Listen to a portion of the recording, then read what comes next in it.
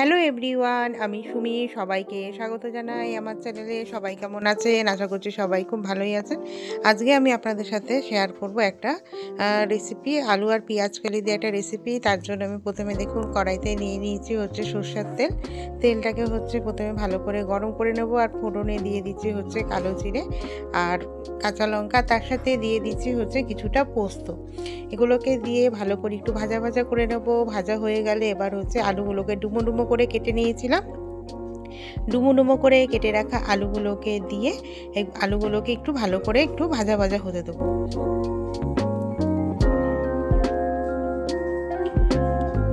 এই রেসিপিটা হচ্ছে ভাত, রুটি, পরোটা সব কিছুর সাথেই কিন্তু রেসিপিটা দারুণ যাবে।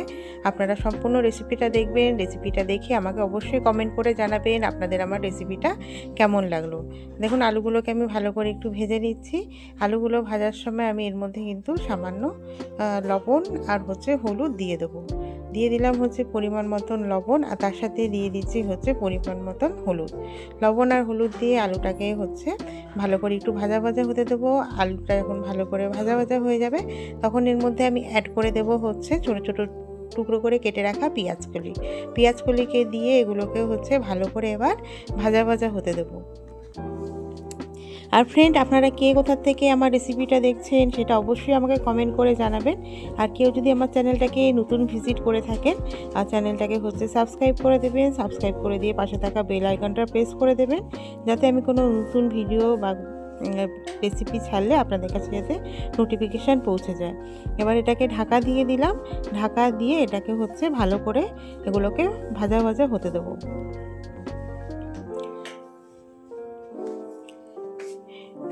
আর এই রান্নাটাতে কোনো জল ইউজ করব না, এইভাবে হচ্ছে ঢাকা দিয়ে রান্নাটাকে আমি তৈরি করে নেব।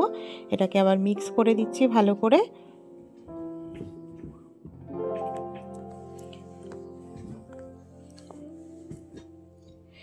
আমি একটু চেক করে নিলাম যে আলুগুলো আমার সেদ্ধ হয়ে এসছে নাকি। তা আলুগুলো আমার একটু শক্ত মতন রয়েছে, তাই ওগুলোকে আবার একটু গ্যাসের ফ্লেমটাকে লো রেখে এটাকে হচ্ছে ভালো করে ঢাকা দিয়ে আবার হচ্ছে এটাকে ভাজতে দেবো, যাতে হচ্ছে আলু আর পেঁয়াজ কলিটা ভালো করে ভাজা ভাজা হয়ে যায়। এবার আবার একটু পরিমাণ মতন আমি দিয়ে দিলাম হচ্ছে লবণটা দিয়ে এটাকে একটু ভালো করে মিক্সড করে নেব।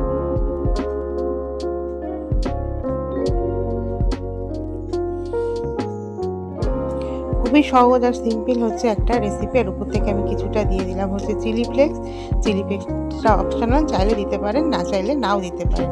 তাহলেই রেডি হয়ে যাবে আমাদের পোস্ত দিয়ে আলু পেঁয়াজ কলি হচ্ছে ভাজা। কেমন লাগলো অবশ্যই কমেন্ট করে জানাবেন। থ্যাংক ইউ সবাইকে অনেক অনেক ভালোবাসা।